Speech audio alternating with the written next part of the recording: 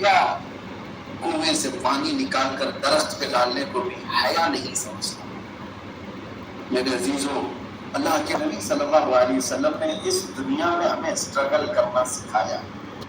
بہت زیادہ آج ہم کمفرٹ زون میں جو جینے کی عادت ڈال چکے ہیں، یہی کمفرٹ چیزیں ہم کو اللہ اور رسول سے دور کر چکی ہیں۔ کیا کیا چیزیں اللہ نے ہم کو نہیں دیا، سب نعمتیں ہمارے پاس ہیں، سب نعمتیں ہمارے پاس ہیں۔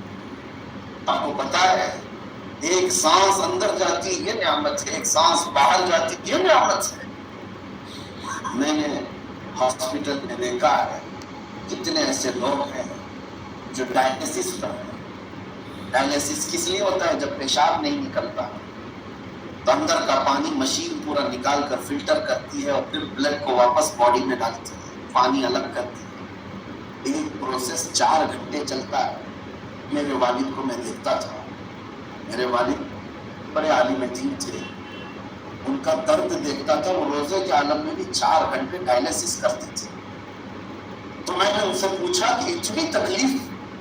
کہا بیٹا یہ چیز دیکھو اللہ کا نظام کیسا ہے، زندگی بھر جب تم کو پیشاب کی حاجت یوں گئے اور یوں آئے، کبھی تم کو احساس ہی نہیں ہوا کہ کتنی بڑی نعمت اللہ نے تمہیں دیا ہے۔ آج اگر پیشاب بھی رک گیا ہے تو 4 گھنٹے لگتے تھوڑا سا پانی نکالنے کے لیے ڈاکٹر سے۔ ہم کو اللہ تعالیٰ نے بھوک لگنے کی نعمت دی، بھوک نہ لگے تو تم کچھ کھا نہ سکتے، پیٹ بھر جائے اس کا احساس ہوتا ہے، یہ بھی ایک نعمت ہے۔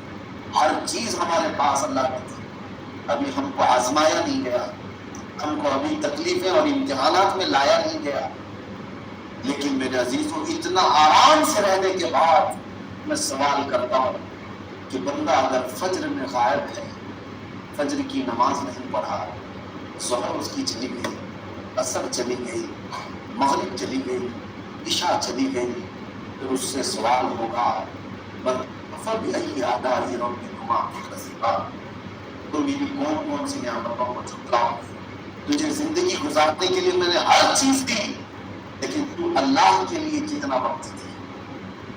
آج نمازوں سے جو غافل بچے ہیں، نوجوان، ان سے میں کہتا ہوں، میں ایک بار ایک کینسر ہاسپٹل گیا تھا، اور اکثر ہم لوگ سال میں 1 مرتبہ 2 مرتبہ کینسر ہاسپٹل جاتے ہیں، اور جا کر کے دیکھ کر کے آتے ہیں، ان کو دعا کرتے ہیں۔ وہ اس لیے کہ کچھ نوجوانوں کو میں لے کر جاتا ہوں، دیکھو ان کو کس حالت میں ہے آج۔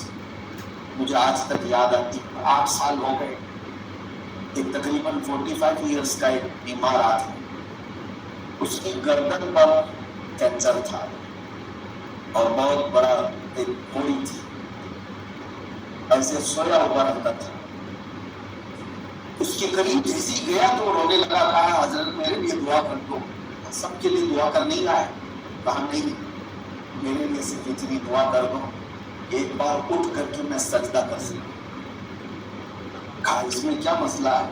کہا سر اٹھاؤ تو پورا بلڈ شروع ہو جاتا ہے، نہیں اٹھا سکتا، پیپ آتا ہے اور خون آتا ہے، وہ آدمی سر نہیں اٹھا سکتا۔ کہا کہ جب جوانی تھی ہم سجدہ کرنے سے بھاگتے تھے، اور آج ایسی حالت ہے کہ ایک سجدہ کرنے کی بھی محنت کرنا ہے۔ ڈرو اللہ تعالیٰ کی پکڑ سے، آج تم سلامت ہو، تمہارا جسم محفوظ ہے اور تم سجدے سے بھاگ رہے ہو، وہ دن نہ آ جائے کبھی سجدہ کرنے کی توفیق بھی اللہ تبارک و تعالیٰ یہ توفیق ختم کر دے تو عبادت نہیں کر سکتے۔